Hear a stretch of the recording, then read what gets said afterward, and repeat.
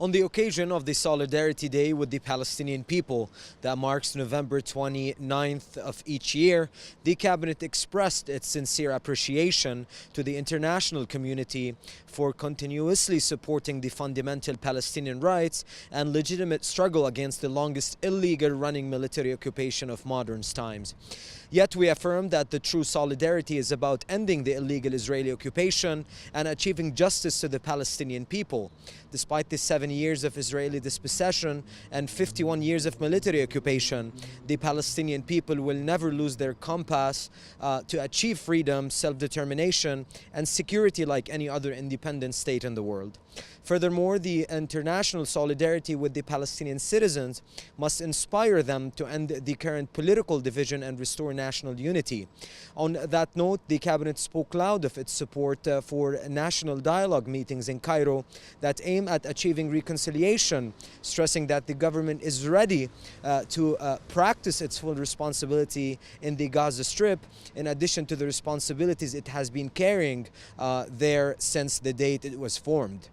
The Cabinet condemns the misguided decision of the Israeli occupying authorities against the PLO Executive Committee member Adnan al-Husseini, preventing him from traveling, in addition to the arrest of the governor of Jerusalem, Adnan Ghaith. We see this coming part of a deliberate aggression on the Palestinian citizens and their leadership, especially in the occupied city of Jerusalem, which is strongly supported by the Trump administration after its unilateral recognition of Jerusalem as the capital of Israel, the occupying power. This decision that has encouraged the Israeli government to launch a series of intensive attacks against the Palestinian citizens of Jerusalem, which are imposing and advancing the Israeli apartheid system in the Holy City, especially recent decisions to forcibly displace more than 700 Palestinians in Silwan and arresting 32 citizens, in addition to demolishing 17 shops in the Shafat refugee camp last week.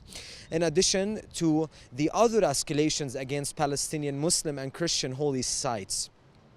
On that note, the Cabinet held Israel, the occupying power, fully responsible for the consequences of its violations and reiterated its calls upon the international community to assume its responsibility to compel Israel to stop its grave violations, which run on the contrary to all international norms and laws, and to stop its measures against the Palestinian leadership. Finally, the Cabinet welcomed the outcomes of the 30th fourth session of the